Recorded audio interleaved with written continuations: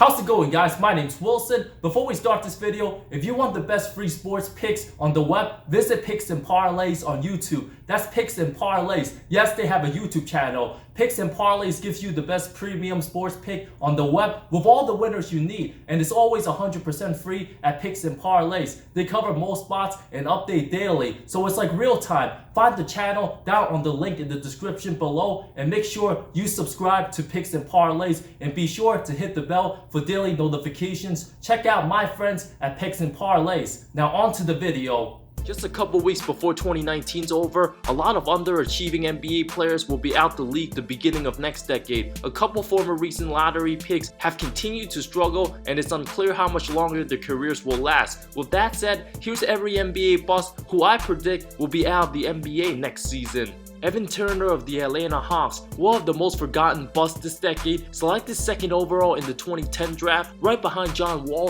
The 6'6" guard will have made over $80 million for his career after this season. After Portland gave him a fat 4-year $70 million deal in summer 2016, Turner never lived up to expectations, and not once was he ever close to making an all-star team. Now 31 years old and declining after his contract, he's never averaged double figures in points again, putting up under 10 points a game for his career and barely playing for the struggling Hawks, getting 14 minutes of action, just 4 points a game on under 40% shooting. I would absolutely be shocked if any team signs him next season after being an absolute atrocity last postseason. Putting up just 2.7 points on under 33% shooting in 16 games played was absolutely awful in the conference finals against Golden State. Absolutely unacceptable at all levels. No wonder why the Blazers had to trade him. Nonetheless, at least he's played 10 seasons in the NBA. Henry Ellenson of the Brooklyn Nets on a two-way contract right now. The 22-year-old power forward was selected 18th overall in the 2016 draft, having career averages of 4.2 points, 2.4 rebounds on under 38% shooting. At 6'11", he was a beast with Marquette for one season, but not very athletic at the NBA level. Has slow feet, only suited up for one game this season. Now playing for the Long Island Nets, it's unlikely he'll be called up for a Brooklyn team trying to fight for good playoff positioning. Ellenson will likely spend most of his career with the G League or overseas if he doesn't show improvement. After still playing in Summer League for the Knicks last season after 4 NBA seasons, that's not a good sign at all. It's also not a good sign that he barely saw the floor for a terrible Knicks team last season, averaged just 6 points a game, mostly played in garbage time. The Wisconsin native continues to struggle finding success in the NBA. Michael Kidd-Gilchrist of the Charlotte Hornets, putting up 3.5 points on 20% shooting in just 2 games this season, dealing with a calf issue and being completely left out of the rotation. It's crazy to say the 26-year-old's already in his 8th NBA season. A solid defender, but a terrible shooter who never developed any sort of jump shot, putting up averages of 8.7 points, 5.6 rebounds. The 6'6" forward never shown any signs of improvement whatsoever. The franchise made a mistake, giving him a 4-year $52 million contract in summer 2016, of course, while getting paid more than Kemba. That's absolutely unacceptable at all standards. At this point, it appears Charlotte's giving up on him. Now viewed as a veteran, the team's better off letting their younger players drive. If they can trade him, that's the best option. But with that salary,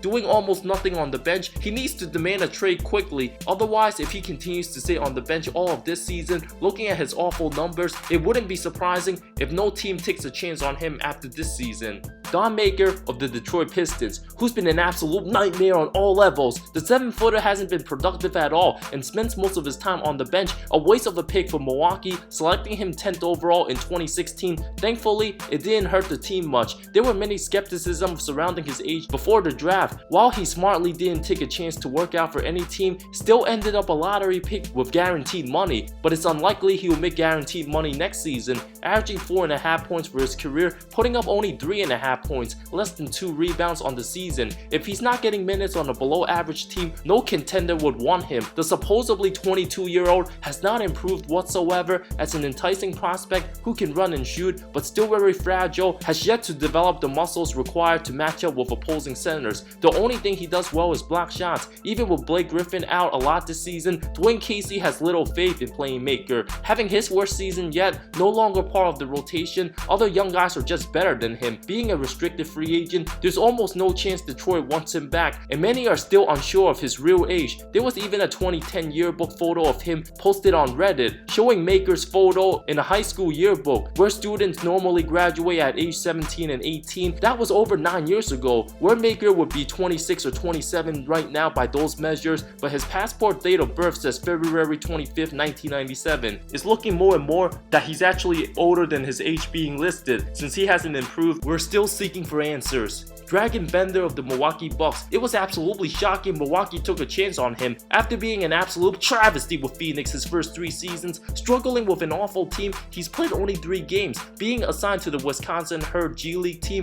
the team gave him a 2-year minimum before the season, with the 2nd year non-guaranteed. I expect the Bucks to let him go after this season. After showing no signs of improvement, the former 4th overall pick in the 2016 draft class is looking like one of the worst lottery picks in recent years.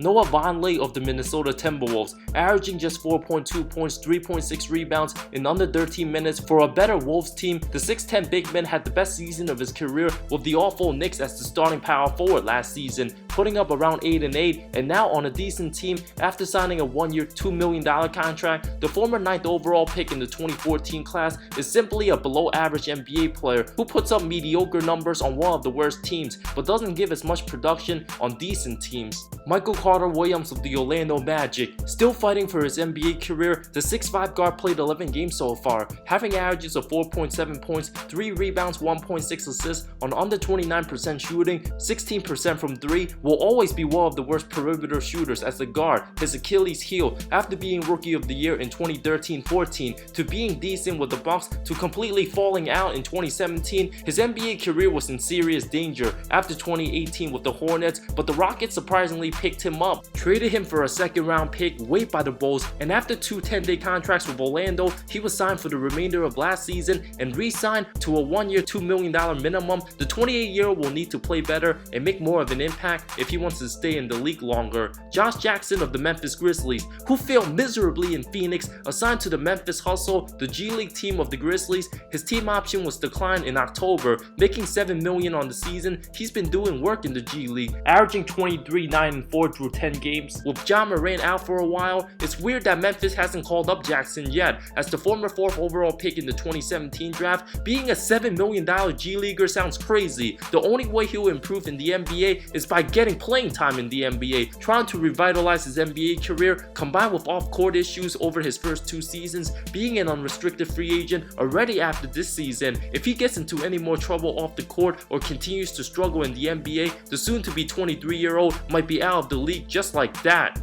I didn't mention guys in Mario Hezonja and Stanley Johnson, since Hezonja signed for 2 years with the Blazers, and Johnson, who only played 5 games for the Raptors so far, signed for 2 years $7.4 million with a player option the next season, will likely opt in since it doesn't look like he'll improve. Other guys like Emmanuel Mudiay and Trey Burke are coming off the bench for playoff teams in Utah and Philly, both signed for a 1-year minimum, but I believe they'll remain in the league after this season because of the heavy need for the point guard position for many teams. I also predict Alex Len of the Hawks, averaging over 7 and 4 this season, will sign a minimum for another team as a backup center. Same with Marquise Chris, averaging 7 and 5 for Golden State. The 22-year-old's very athletic, finishing around the basket. I'm sure a few teams will be interested in him. And I also believe Jahlil Okafor will remain in the NBA as well, who saved his career last season when Anthony Davis went down with injury. In the final year of his contract, Okafor's averaging 10 and 5 should be good enough to sign another small contract. Thank you so much for watching this video. I talk NBA comparisons, amazing storylines, NBA history, and anything basketball that will interest you. If you love the NBA, subscribe for more content, more great stuff coming soon. I love all of you. See you next time.